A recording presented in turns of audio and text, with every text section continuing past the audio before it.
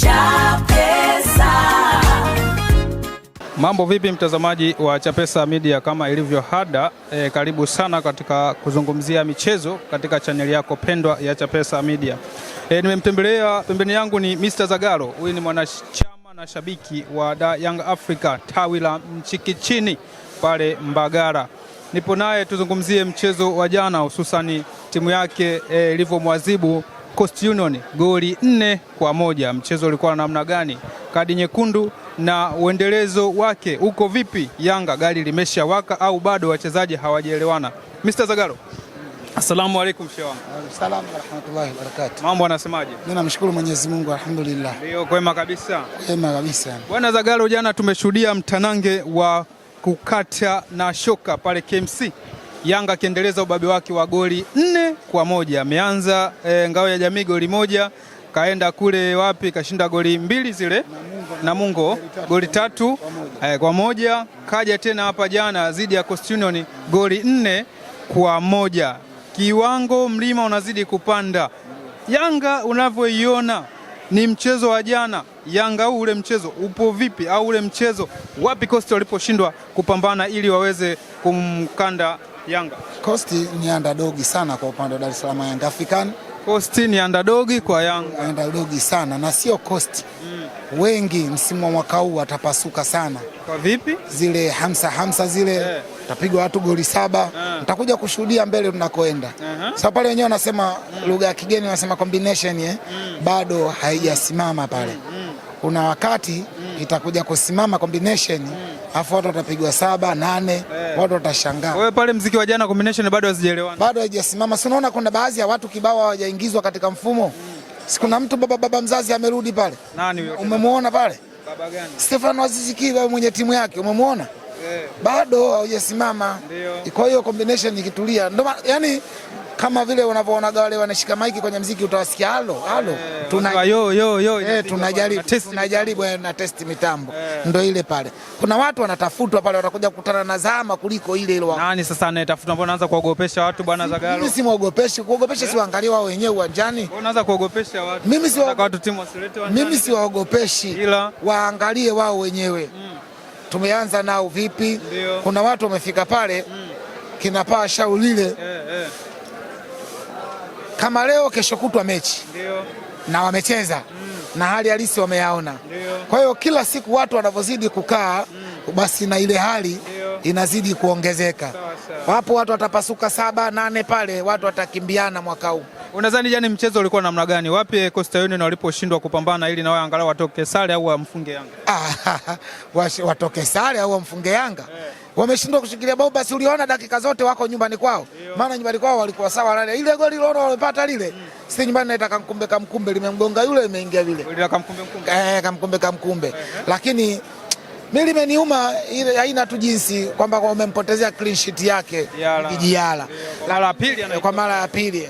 Lakini kwa kusema kwamba timu zile usajili ule kwa hapa nyumbani, mimi sidhani kama kuna mtu atashikilia bomba. Kwa hiyo ile kauli ya kusema Yanga imejipata tayari, Yanga imejipata kwa sasa. Kwa ligi ya nyumbani hapa hakuna wakubahatisha. Baba Zagalo. Mimi ndo nakwambia hakuna. Kwa hiyo hata mtani hakuweza. Nani? Mtani hakuweza. Huyo mimi ndo namwandalia dozi na kuja kumpigia 7 siku moja watu watakimbizana.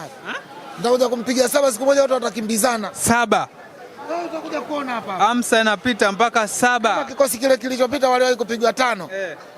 5-1 ile. Sasa itakuwaje ukosekane 7 katika muziki ule uko hapa sasa hivi? Bwana. Sasa umefungulia booster muziki CD, ukishafungulia booster kuna kazi tena. Yaani lazima unapigwa kwa mtu wiki. Mzigo mnene. Kuna watoto wanatakiwa wakumbushe wimbo wa zamani ile how many days a week. 7 days. Unajua sauti ya kitoto ile. Ndio wanatakiwa wapigwe watu. Yaani kuna dozi inaandaliwa maalum. Tutawanywa sana. Tutawanywa sana mwaka huu. Bwana, tuzungumzie ile tanguliza mpira, mimi tukutane mbele ile. Yaani tushindane ile za kwani. Zamani ile pita huko tuonane.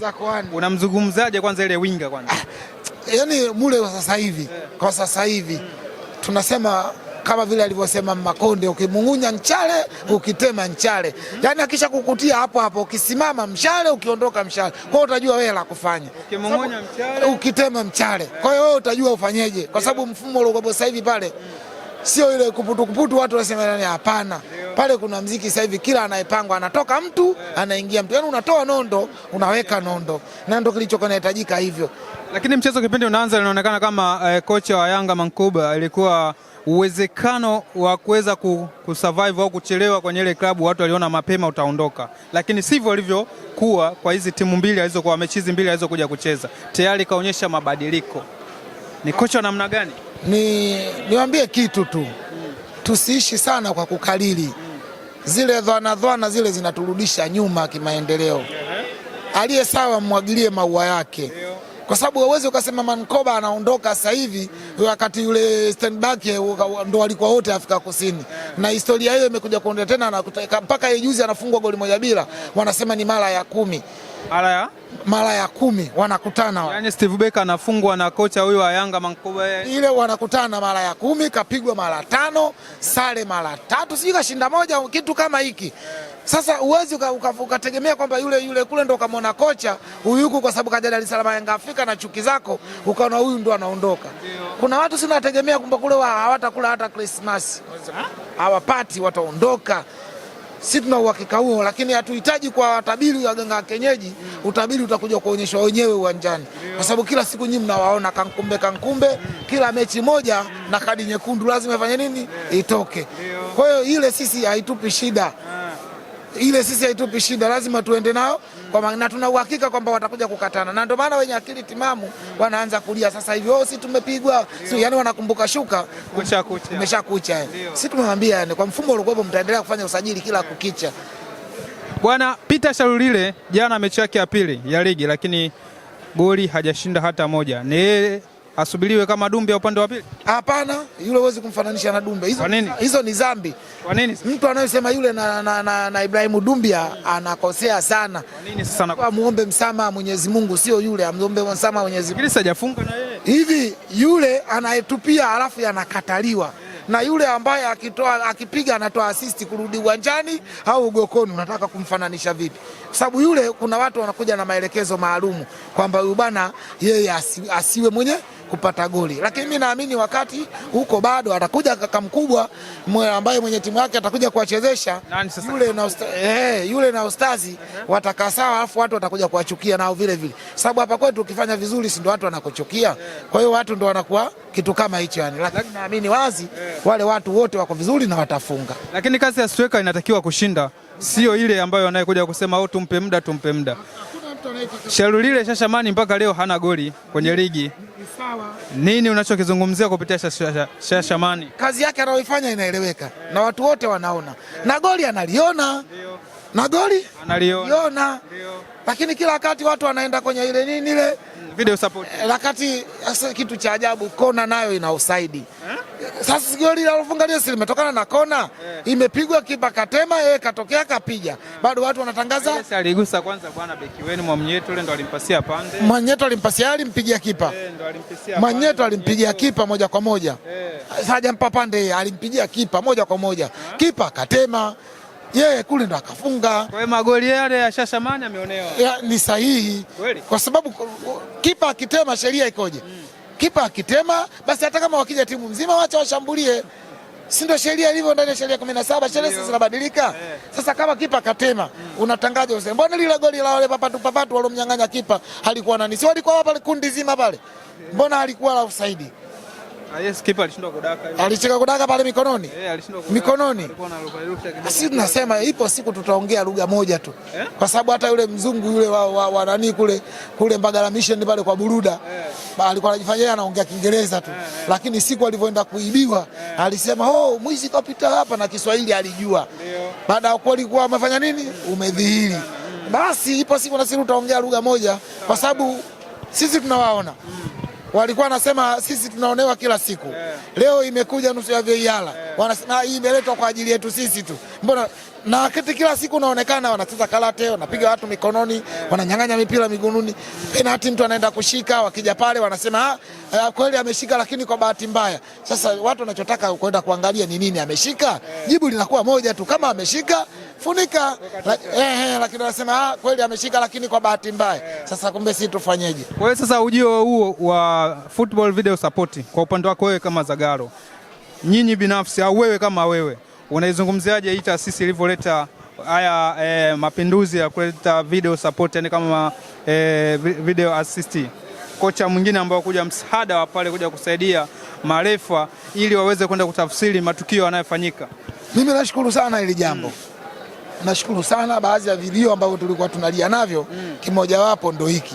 Kwa sababu kulikuwa na watu walikuwa wanatembea na marefa kwenye mfuko wa begi. Walikuwa wanatembea na marefa tena? Ndio. Walikuwa wanatembea na marefa, utamkuta refa mmoja akachezesha mechi 3 mechi 4. Umeona Na kuna watu wanawapa matukio maalum kwamba bwana wewe leo yule bwana iwe isiwe wale wasifunge. Sasa kama itakwenda ikatokea kule wakaenda kwa katika ile video system imeonyesha, utamnyima mtu goli lake? Lazima apewe. Kwa sababu hata wale watoto waliocheza na Simba juzi walilalamika sana. Kagera Sugar. Nani wale Pamba? Walikuwa Pamba Jiji. Wamedhorofishwa wale. Vipi sasa na kati mbinu walikuwa hawana? Mbinu walikuwa hawana vipi? Si ule mtu kashika mkono. Mtu sikashika mkono. Imepigwa mkono mtu kashika. Wamelia ball hand maana yake. Kufuata mkono na mkono kufuata mpira. Wewe inaonekana tafsiri iliyopatikana pale, mpira umeufuata mkono. Hiyo ya kwao, lakini tafsiri ile kwa sahihi mkono ulifuata mpira. Kwa sababu yule bwana hajaonekana ule mpira wake, mkono wake anarudisha nyuma. Kama angekuwa ule mkono wake anarudisha nyuma, ilikuwa inaonekana wazi yule handball. Lakini yule mpira wake ulikuwa tayari kataka kwenda kuokoa kwa mguu, baada kuona anaukosa ndo kapeleka ile ngumi kudokoa. Kwa hiyo ile pale 100%, yani ile ilikuwa inatakiwa afunikwe tuta. Wewe pale umebebwa. Unauliza tende Arabuni mbele. Ile na tafsiri ilitaka kuwa draw. Ndio maana yake. Sio alikuwa anatoa hata penalti ya kwanza. Ile ndio ilikuwa penalti ya kwanza ile. Ile ndio ilikuwa penalti ya kwanza. Tafsiri yake nini upande wa mwenzio mpaka sasa ana kadi 2? Wewe Yanga mpaka leo hii mechi ya jana hauna kadi nyekundu mpaka mchezo wa jana unaisha. Tafsiri yako ni ipi? Professional player huwezi kufanisha na wachezaji wa mafungu mbugira. Yaani wale professional player huwezi kufananisha na wale mbugira kwa sababu tuache masiala, tuseme kweli, usajili wa Simba ni usajili wa mafungu. Usajili wa Simba? Yaani kama wale wanaenda kununua wanajua hivyo, huko kwetu tunatumia chuma chakavu. Lakini ukienda China kununua hizi simu unazoona tunatumia, ndio tunanunua kwa mafungu, kama ile fungu kama hili $3, fungu kama hili $5. Ukienda kule ndio unaenda kukuta mbovu 3 nzima 7, unakuja unafunga unaondoka. Kwa hiyo wale ule ni usajili wa mafungu. Ndio. Na siku ikitokea, hatuombi, siku ikitokea Mwenyezi Mungu akawezesha watu wawili tu wakapata kadi nyekundu ama kuumia, Ipasa Gay akatokea kupata injury, Ipasa Gay ya kukaa nje sidi wiki 2 au 3, zitaahirishwa mechi hapa. Watu hawachi. Nakwambia Simba pale roho yao ni Ipasa Gay. Na wako 3 tu. Ipasa Gay, yule Lushaini si nani, na nani wanamuita yule Mpanzu. Sio Mpanzu bwana, huko Sibele kule nyuma yule Tule. Na yule siku na sajili imefanyika pale, hujaiona ile aliyopewa kadi nyekundu? Na yule Tule kuna clip moja nimeiona. Yule bwana anajifanya bondia. Nimeona clip moja alimchokoza mtu yule akatandikwa ngumi. Anajifanya bondia lakini nguvu ana. Akatandikwa ngumi. Sasa masumbu yanarudi tena kwenye uwanja. Yule akija yule akaikalia kadi nyekundu. Biashara imekwisha. Wanatoka kisaikolojia. Kwanza juzi uliona uwanjani walivyokuwa? Ile walivyocheza hapo nani? Uliona uwanjani walivyokuwa? Nimeona. Uliona mikoani simu zinapendwa, si ndio wanajaa wengi. Uliwaona, lakini mpaka fungulia mbo ndio wameziba. Na shida wanalalamika ile pale video support ambayo inakuja kuwanyonya wana Simba. Mbona upande wa wenzao ile jambo alipo limetokea kwa Azam, limetokea kwa Simba peke yake? Sawa, vizuri sana. Sasa ina maana mtu kama umeshasema mtu anayefika max katika max 100, anayefika max 90 atakula ubwabwa na nyama, anayepata max kuanzia 45 atakula wali maharage. Je, unataka umpe mtu wali, unataka kumpa mtu wali maharage wakati amefika max 90 kweli? Jambo haliwezekani. Ndio alivyo Dar es Salaam ingafika. Wamesachiwa watoto kama ulivyoona Coast Union kipindi cha kwanza chote wako nyuma. Watu wakawa wanatafuta namna ya kufungua zile password. Kila ukifungua password inagoma, kila ukifungua password inagoma. Watu walivyojua tu kwamba password yao ni 011, basi watu wamegonga password, mambo yamekuwa laini. Ngwanda anakuja kufanya mambo. Biashara inaungua, hakuna cha kupinga tena. Sasa uwezo ukasababisha wale na hawa wakawa sawa sawa. Vile ni vitu viwili tofauti. Na ndio maana elimu zina viwango vyake. Kuna elimu ya awali. Sawa wanaita chekechea. Kuna elimu ya msingi. Umeona, alafu kuna elimu ya sekondari. Ukitoka sekondari unakwenda chuo. Mtani si yuko sekondari wakati watu wako chuo. Wenyewe mmeshavuka hizo level. Sisi tuko chuo. Bwana. Sisi tuko chuo na mwalimu mwanafunzi wa chuo anaruhusiwa kuoa mke, anaacha mke nyumbani, anaenda kufanya kazi, anaenda kusoma. Anaruhusiwa. Wa shule ya msingi anaruhusiwa. Wa sekondari anaruhusiwa. Ndio wenzetu upande wa pili. Wao bado wako chini kabisa. Level yao iko hivyo. Level yao hawezi kufanana na nyinyi wana Yanga. Vibaya mno. Yaani samawati wal ardhi, sisi tuko hivyo. Hatuwezi tukafananishwa nao. Bwana, ligi tayari rasmi, manake ndo mzunguko wa pili siku ya jana. Unaizungumziaje Yanga yako kuelekea michezo inayoendelea na kimataifa tarehe 4 anacheza dhidi ya Gaborone? Tuombe Mwenyezi Mungu atupe pumzi. Mwenyezi Mungu atupe pumzi. Furaha inakuja au kutakuwa na kilio kuelekea kimataifa? Ya kiendelezo, sio furaha ya mchezo. Tutakuwa na furaha ya kiendelezo. Furaha ya kiendelezo. Hiyo bibi asokuwa na meno acheki hiyo. Sasa mdomoni jino hana, anachekaje tena? Bwana. Yaani kwa sababu anajua mapengo watu watamcheka yeye baadaye kucheka. Lakini mimi nakueleza utakuja kuona. Ndio. Kwa mfumo ambao upo, usajili umefanyika mwaka huu. Sawa. Mfumo umefanyika mwaka huu. Pesa imesongea. Pesa ndio imeongea. Pesa imeongea. Chambo cha pesa. Kama huna pesa huwezi kupata pesa. Asante sana. Bwana, huyo ndo Zagalo tukiongea hapa mitaa ya Ilala sokoni, tukizungumzia mchezo wa jana kati ya Yanga the African dhidi ya Coast Union, Wagosi wa Kaya wakiondoka na kufungwa chuma 4-1. Yanga yupo kileleni, anasema ukiona umekaa kileleni ujue Yanga hajafanyaje? Hajacheza. Hiyo ndo kauli mbiu ya wana Yanga. Sina la ziada, mimi ni ripota wako, tukutane baadaye. Bye bye.